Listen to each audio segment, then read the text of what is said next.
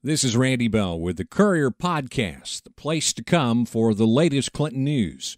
Mayor Phil Fisher is accusing the Clinton alderman of kicking the can down the road by refusing to move quickly on a proposed ordinance regulating short-term rental property in Old Town. You got a guy ready to invest $850,000 in this city, and you're not giving him an answer? Fisher is talking about Brian Biernat, who wants to place 5 railroad cabooses in a vacant lot near the north end of Jefferson Street to provide accommodations for people needing a unique place to stay for a few days or a few weeks. Biernat says the cabooses would be outfitted with modern conveniences as a short-term alternative to hotels. But Project Tycho, as it's being called, is contingent upon the city adopting a short-term rental ordinance, something the aldermen put on hold at their June 7th meeting after discussing the issue since early May. I don't know how any other way to put it. I mean, at some point, you just have to say it what it is.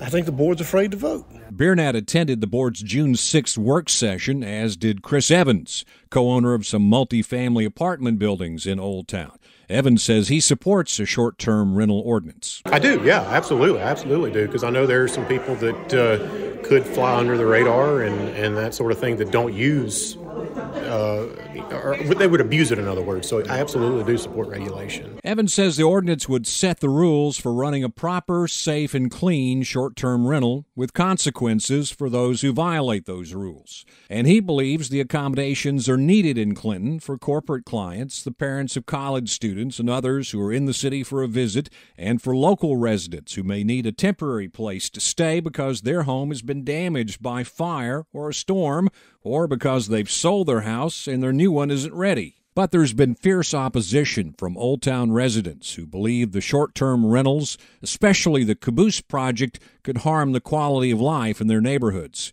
And Alderwoman Godfrey says the board is not going to be rushed into a decision. We don't know that we're going to pass this ordinance, but we can't look at it until we feel like we've gone through it, reviewed it, made the changes that we feel like work for Clinton. Alderman James Lott says he sometimes stays in short-term rentals when he travels, and he says they could be a good option for the city if the proper regulations are in place. There's a fine line we have to walk. We do want to promote economic growth and economic development, and we aren't trying to hinder businesses, but we also can't rush making a pivotal decision for the city just for the sake of one business trying to hurry up and open up. The aldermen say they want to give citizens more time to study the ordinance and provide feedback before a vote is taken.